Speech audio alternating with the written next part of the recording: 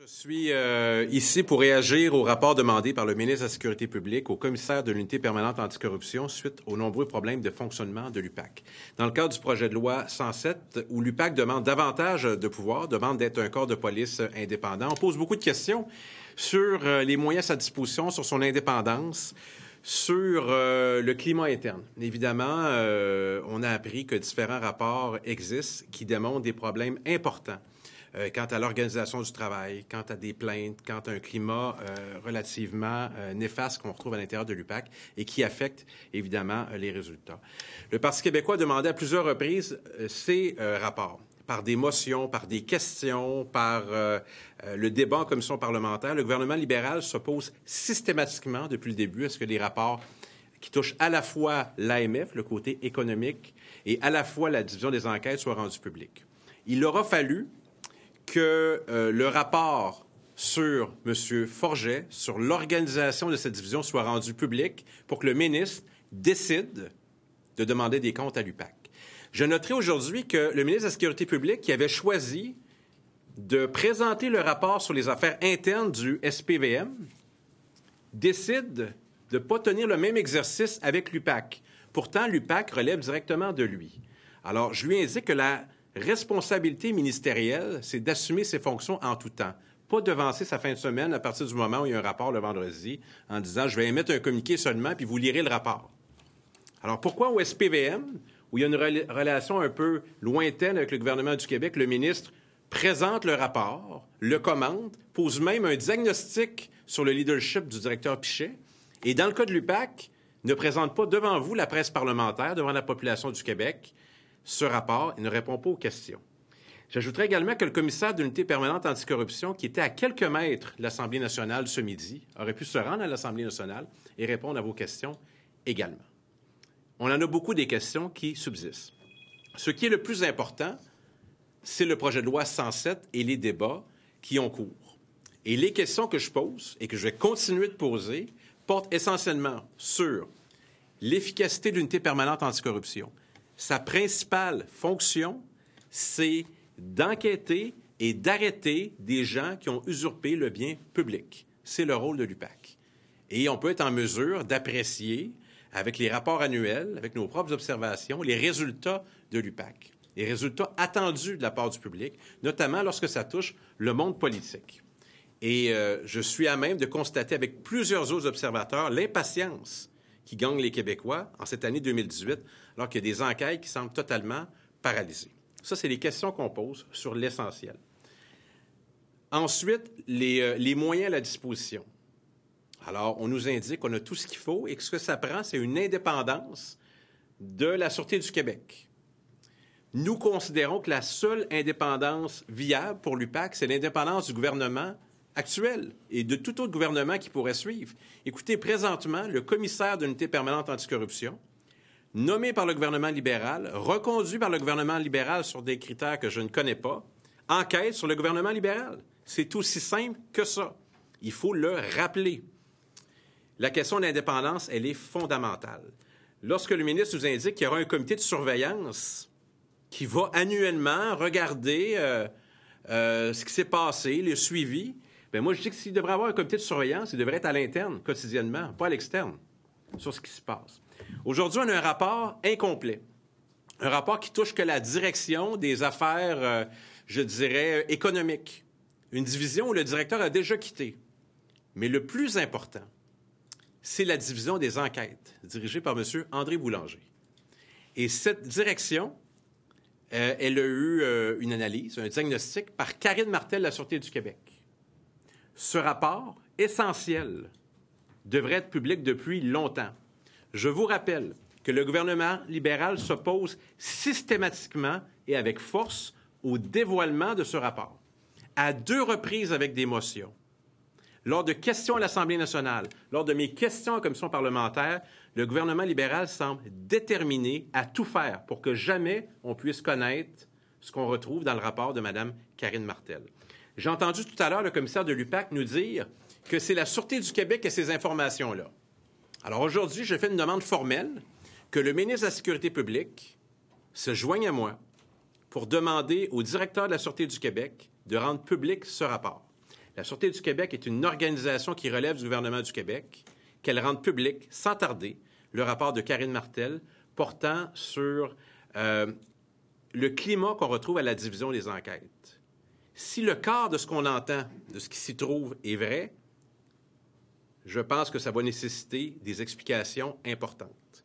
N'ayant pas accès à ce rapport, et comme parlementaire qui étudie un projet de loi comme ça parlementaire, c'est pas vrai qu'on va accorder plus de pouvoir à l'UPAC sans connaître ce qui se passe réellement à l'intérieur de cette division. Où réside l'intérêt du gouvernement libéral à nous priver de cette information? Est-ce que le ministre est au courant de ce qui s'y retrouve? Il n'a jamais voulu répondre à cette question-là lorsque je lui ai posé lors de la commission parlementaire. Pourquoi ne veut-il pas le savoir? Pourquoi ne veut-il pas? Comment peut-il apprécier l'amélioration des conditions de travail à l'intérieur de l'UPAC s'il ne connaît pas les diagnostics? Ça ne tient pas debout. Alors, le ministre, pour le SPVM, décide de tenir un point de presse avec la mairesse de Montréal, de présenter le rapport, de porter même une appréciation du directeur Piché. Dans le cas de l'UPAC, pas de point de presse. Un communiqué, puis le ministre ne se prononce pas sur le leadership qu'il reconnaît ou pas au commissaire Lafrenière. Alors, c'est un exercice qui est incomplet et qui était inutile, voire même de complaisance. Le Parti québécois, depuis le début, pose des questions et va continuer de poser des questions. Rien ne nous empêchera de continuer de poser des questions importantes. Des questions qui portent sur un enjeu fondamental au Québec. Les rapports entre le politique et le policier. Et ces rapports-là, on est obligé d'y faire face parce que dans la structure actuelle, que le commissaire nommé par le gouvernement libéral, reconduit par le gouvernement libéral, enquête sur le Parti libéral et que ces enquêtes-là n'aient pas abouti, mais place l'UPAC et son commissaire dans une position de vulnérabilité. Il y a une façon très simple de le régler, notamment de nommer le commissaire aux 2/3 des membres de l'Assemblée nationale, qui mettent son siège en jeu à l'appréciation des formations politiques. J'ajoute également à l'attention du ministre qui indique en communiqué ce matin qu'il compte sur les oppositions pour adopter le projet de loi 107, qu'il ne pourra pas compter sur le Parti québécois. Et je lui indique que dans ces circonstances, sans un vaste appui des parlementaires, il n'a pas la légitimité de faire appuyer le projet de loi 107, de le faire voter, de le faire adopter. Alors, il devra se rendre aux arguments de l'opposition. Je vois très mal le gouvernement libéral être le seul à voter en faveur d'une structure où la personne qui nomme est celle qui enquête sur sa propre formation politique à sa face même. Ça ne tient pas la route. J'ajouterais également que j'aurais aimé entendre le ministre sur d'autres enjeux qui sont apparus entre la fin de la session parlementaire et aujourd'hui. Notamment, le commissaire de l'unité permanente anticorruption a fait une tournée médiatique à la carte où il a indiqué notamment, et ça a surpris plusieurs observateurs, dont votre humble serviteur, que lors de la campagne électorale, il ne se passerait rien.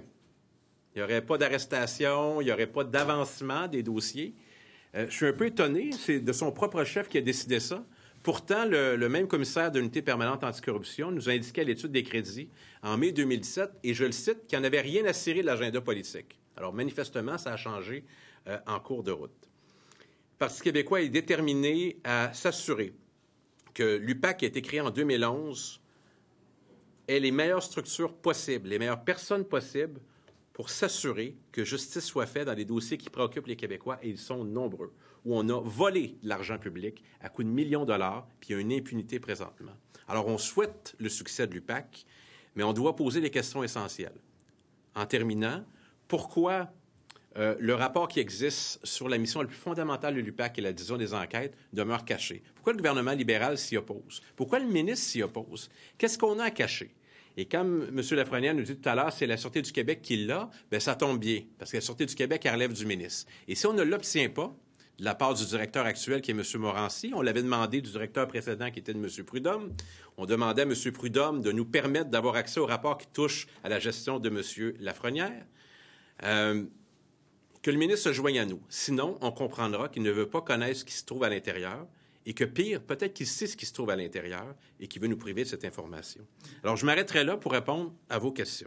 M. Bérubé, est-ce que vous avez été contacté par un enquêteur de l'UPAC? La réponse, c'est oui. M. Lafrenière n'a pas voulu y répondre tout à l'heure. Le lundi 8 janvier, vers 13 h, un policier s'identifiant comme un agent de l'UPAC, là, un policier du SPVM, m'a appelé d'abord pour me souhaiter ses condoléances suite au décès de mon père et ensuite m'informer qu'ils souhaitaient discuter avec moi.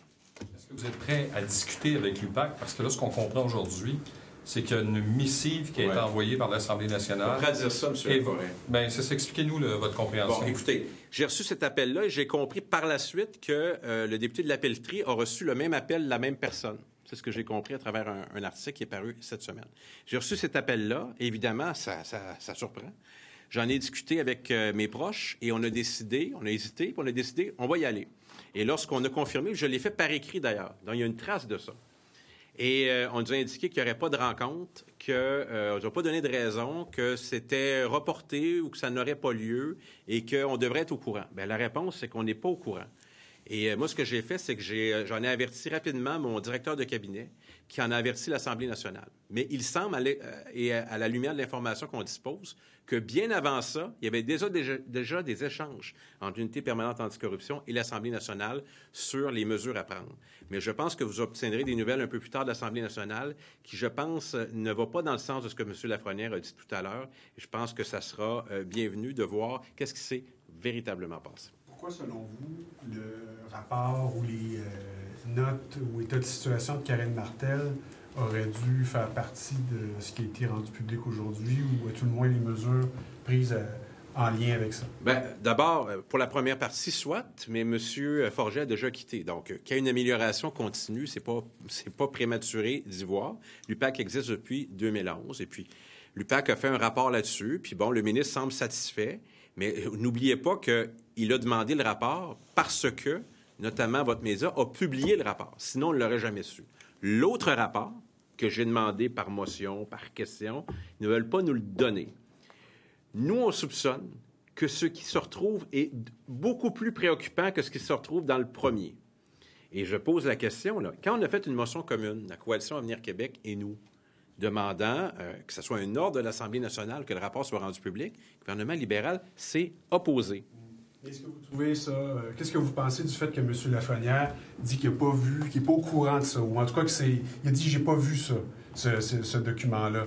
Puis est-ce que ça, c'est une bonne raison, selon vous, qui explique pourquoi il n'y a rien dans ce qui a été rendu public aujourd'hui qui fait référence au problème dans la boîte enquête? Je lui souhaite d'avoir la même curiosité que j'ai et de demander à savoir ce qui se passe dans sa propre organisation. Et moi, comme législateur, puis vous m'avez vu là, poser des questions, là, les questions que je pose en privé et en public, c'est exactement les mêmes. Pourquoi? En tout cas, je souhaite qu'il obtienne ce rapport-là. Je souhaite que la Sûreté du Québec le rende public. Comme législateur, on nous demande de donner plus de pouvoir, puis énormément de pouvoir à un homme et à une organisation, sans savoir comment elle fonctionne présentement. Puis évidemment qu'on a des échos de ce qui a pu se passer. Il y a des gens qui nous disent « surveillez ça ». Les affaires internes, il y a des policiers qui ont quitté. Il y a eu des démotions, il s'est passé toutes sortes de mouvements de personnel. Je m'arrêtais là. Mais est-ce qu'il est imputable de ce qui se passe dans la boîte enquête? Bon, comment ça se fait que dans ce cas-là, il n'est pas au courant de ce que Karine Martel a trouvé dans sa boîte? C'est sa parole, je vais la prendre. Il dit qu'il n'est pas au courant, que lui n'est pas au courant. Est-ce que quelqu'un d'autre l'est à l'intérieur de l'organisation? Rendons service à tout le monde. À M. Lafrenière, aux questions de l'opposition, à la presse parlementaire, aux gens qui suivent ce débat-là, rendons-le public. Pourquoi pas? J'avais posé la question à M. Goulet de la Sûreté du Québec en commission parlementaire. C'est des notes manuscrites, puis selon la loi d'accès, on ne peut pas vraiment... Vous pouvez faire ce que vous voulez à la Sûreté du Québec. Si vous le rendez public, là, biffez les noms, caviardez les noms. Moi, je veux des situations. Je suis capable de vivre avec ça. Puis on va savoir ce qui s'est passé. Mais mordicus, si vous saviez la panique qui s'empare des différentes organisations chaque fois qu'on évoque ce rapport-là, ça tend à démontrer qu'on vise la bonne chose. Ce qu'on a publié ce matin, c'est rien, là. Moi, je pense qu'on aurait intérêt à savoir ce qui se trouve dans ce rapport-là que je n'ai pas vu. Corrigez-moi si je me trompe. Les rapports que vous demandiez qui étaient caviardés, vous les avez. Finalement, c'est le premier, on l'a pas. Ben, on l'a maintenant, oui, parce qu'il a été diffusé. Le premier, puis là, ça a conduit au départ de M. Forget avec d'autres reportages. Mais c'est par les médias qu'on l'a obtenu. On ne l'a pas obtenu du gouvernement. Moi, je l'avais demandé, puis vous vous souvenez, il était largement caviardé. Le deuxième, Karine Martel, qui a fait l'objet d'une... qui n'a jamais été aussi nommée. C'est ce que vous demandiez au préalable. Oui, et j'ai été surpris parce qu'à l'analyse, on s'attendait qu'il y ait une annexe, là, mais il n'y a rien là-dessus. Donc, manifestement, l'UPAC, la Sûreté du Québec, le gouvernement libéral vont tout faire pour nous empêcher d'avoir accès au contenu de ce rapport-là. Et sans cela, ça rend l'exercice totalement futile. L'essentiel se trouve là. Et je réponds au ministre qui s'attend à la collaboration de l'opposition pour donner plus de pouvoir à une organisation qui fait preuve d'une très grande opacité, qui ne pourra pas compter sur le Parti québécois. Et j'espère qu'il ne pourra pas compter sur la coalition Avenir Québec également. Et qu'en conséquence, moi, je pense que ça prend l'unanimité pour cet enjeu-là. Vous demandiez avec beaucoup d'insistance. Toujours les mêmes. Finalement, on constate qu'il n'y a pas grand-chose là-dedans. C'est pas mal. Ben, le premier, c'est parce que c'est difficile de donner une appréciation de ce qui a été amélioré si on ne connaît pas le point de départ. C'est ça que je dis. Il me semble que ça m'apparaît relativement simple. Puis tout ça, c'est des éléments qui contribuent à voir est-ce que l'organisation atteint ses objectifs. Les objectifs, c'est d'avoir les moyens pour conduire des enquêtes, puis s'ils ont ce qu'il faut, de procéder à des arrestations, puis des accusations, puis qu'il y ait des condamnations. C'est ça l'objectif. Puis on est détourné par plein de side-shows qui font en sorte qu'on ne se concentre pas sur l'essentiel. Sans l'affaire Ouellette, je vais l'aborder de front, sans l'affaire Ouellette, le projet de loi 107, en tant que tel, était fondamental. Toutes les questions demeurent pertinentes. Ça a rajouté d'autres questions, mais il ne faut pas que ça nous fasse dévier de l'objectif. Le gouvernement est en train de mettre beaucoup de pression pour qu'on l'adopte le plus rapidement possible. Je pense qu'on n'a pas une situation qui nous permet de procéder. Tous les tests ont été manqués par l'UPAC sur la transparence, sur sa volonté de participer à la commission parlementaire. Il a fallu presque envoyer un subpoena. Vous vous souvenez de ça? C'est là qu'on en est. Le rapport des caviardés que vous deviez être rencontré par l'UPAC? Je n'ai pas à juger de ça. Il me le demande, ça ne me dérange pas, je vais y aller. Suspendu parce qu'ils ne peuvent pas vous parler ou à M. C'est la version de l'UPAC. Ma prétention, c'est que la version de l'Assemblée nationale est bien différente. Et ben, je l'invite, on a eu des échanges, je l'invite à en faire part au cours des prochaines heures. Je ne suis pas convaincu que M. Lafrenière a utilisé une formule correcte tout à l'heure et je pense qu'il aura à changer sa version. Juste pour être clair, là, le rapport de départ, celui qui est caviardé, c'est celui qui est sorti dans le Journal de Québec, c'est celui de septembre 2016. Oui, que j'ai ici, qui touche, je dirais, tout ce qui est question là, de l'AMF, tout ça, M. Forget, ce premier-là. Puisque les deux documents qu'on a aujourd'hui portent sur celui-là, qui est lourdement caviardé, est-ce que c'est encore justifié que ce document-là de septembre 2016 soit caviardé? Ben non, en fait... Deux documents de suivi bon, le premier, on va c'est vrai, c'est très technique, il ne faut pas perdre personne avec ça. Avez-vous vu le rapport caviardé être décaviardé? Est-ce que vous l'avez vu, ce rapport-là? Le rapport caviardé. Celui portant sur les enquêtes? Non. Il y en a quatre en tout, OK? Il y a septembre 2016. Aujourd'hui, les deux documents portent sur celui-là. Il y a aussi les notes ou le document, ou appelez-le comme vous voulez, de Karine Martel. Bon. D'accord. Celui qui est caviardé, est-ce que vous l'avez vu décaviardé? Non. Est-ce qu'il mérite encore d'être caviardé, puisqu'on a fait deux rapports sur Qu'on les décaviarde tous puis qu'on se fasse une idée de nous-mêmes. Non, là-dessus, c'est accès total. On parle d'organisations gouvernementales qui relèvent du gouvernement du Québec. Qu'on puisse enlever les noms. Est-ce que le rapport qui était caviardé soit décaviardé aujourd'hui? Bien, évidemment. Puis celui de Karine Martel, qui est le plus important selon moi, qui ne l'est toujours pas, là, tout le monde s'envoie la balle. La Sûreté du Québec nous dit ah, ben là, on peut pas. Le ministre nous dit, attention, le ministre nous dit, ça appartient à la Sûreté du Québec. Mais la Sûreté du Québec, c'est vous le patron. Oui, mais ils veulent pas. Puis là, l'UPAC dit, ah, c'est la Sûreté du Québec. Parfait, je vais poser la question à la Sûreté du Québec. Je sais pas si on peut. Mais si le ministre m'aide, peut-être qu'on va pouvoir.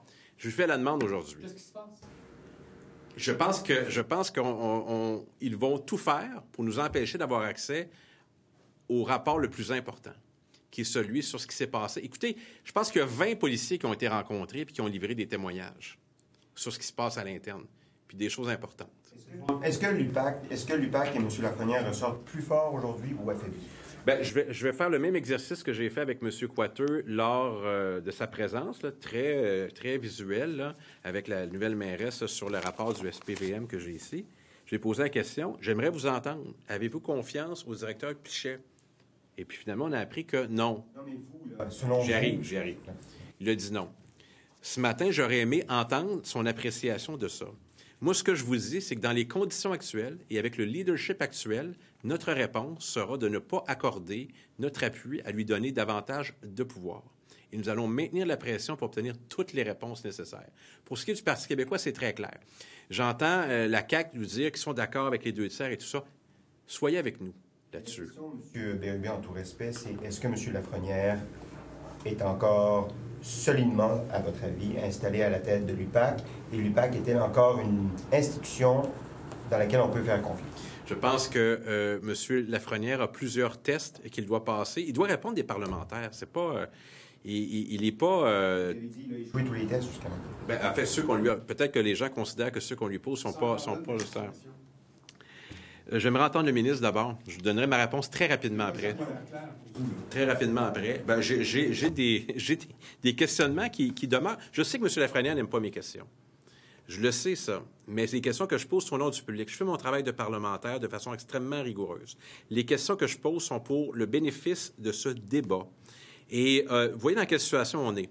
On a le projet de loi 107 pour donner plus de pouvoir, mélangé avec l'affaire Ouellette, mélangé avec d'autres histoires qui font en sorte on s'éloigne de l'essentiel. Est-ce que cette organisation-là fonctionne ou pas en termes de résultats, en termes de climat interne? Et manifestement, il y a quelque chose qui ne marche pas. Et la réponse qui est accordée aujourd'hui, qui est apportée aujourd'hui, est insuffisante. Ce sera mes commentaires. Est-ce qu'on est dans un exercice de relations publiques aujourd'hui? Oui. Est-ce que c'est du marketing?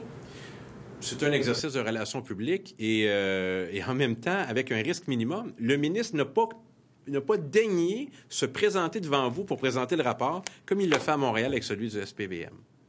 La responsabilité ministérielle, c'est pas juste quand ça fait notre affaire ou pas juste quand il y a des caméras là, qui sont là pour montrer qu'on est présent. Là, c'est important de l'être. Il a décidé de ne pas y être. Et je sens le malaise de M. Coiteux depuis le début sur cet enjeu-là. Je n'ai pas entendu souvent M. Coiteux défendre M. Lafrenière directement. Alors, c'est pour ça que je tiens à ce qu'il dise qu'il a confiance à M. Lafrenière. Je ne sais pas si c'était son choix de commissaire. J'aimerais ça drôlement l'entendre là-dessus. Une précision sur l'intervention de l'Assemblée nationale telle qu'évoquée par M. Lafrenière. Oui. Il dit, nous avons contacté M. Bérubé et Kerr. Lui, il ne le dit pas. Moi, je le dis. C'est ça. Mais il le laisse entendre et qu'il y a une demande de l'Assemblée nationale qui a fait en sorte que les choses ont changé et c'est la raison pour laquelle il n'y a pas eu de rencontre avec vous et M. Kerr. Est-ce que vous comprenez que l'Assemblée nationale a invoqué votre immunité parlementaire et celle de M. Kerr ou celle de M. Ouellette, puisque la rencontre devait avoir lieu dans le cadre de l'enquête sur M. Ouellette? C'est embêtant. Je ne le sais pas, mais je sais une chose, c'est que les échanges sur les enjeux de cette nature-là étaient préalables à l'appel que j'ai reçu lundi après-midi. Donc, c'est pas lié. Quand M. Lafrenière dit ça, c'est faux. Et je pense que l'Assemblée nationale pourra le préciser. Pourquoi je vous dis ça? La séquence est très claire, transparence totale. Je reçois un appel sur mon téléphone cellulaire. D'ailleurs, comment on l'a obtenu? C'est une bonne question. Sur mon téléphone cellulaire, me disant « Bonjour, M. Bérubé, quelques généralités. J'aimerais ça échanger avec vous. Pourquoi? » Puis bon, je suis curieux un peu. « Ah, bien, vous savez, il se passe plein de choses et tout ça. » Parfait. Alors, laissez-moi vous revenir là-dessus, mais je ne suis pas très chaud à l'idée. Je suis un parlementaire, je pose mes questions à l'Assemblée nationale. J'en discute avec mon directeur de cabinet. Il avertit l'Assemblée nationale. Est-ce normal? Pas plus que ça.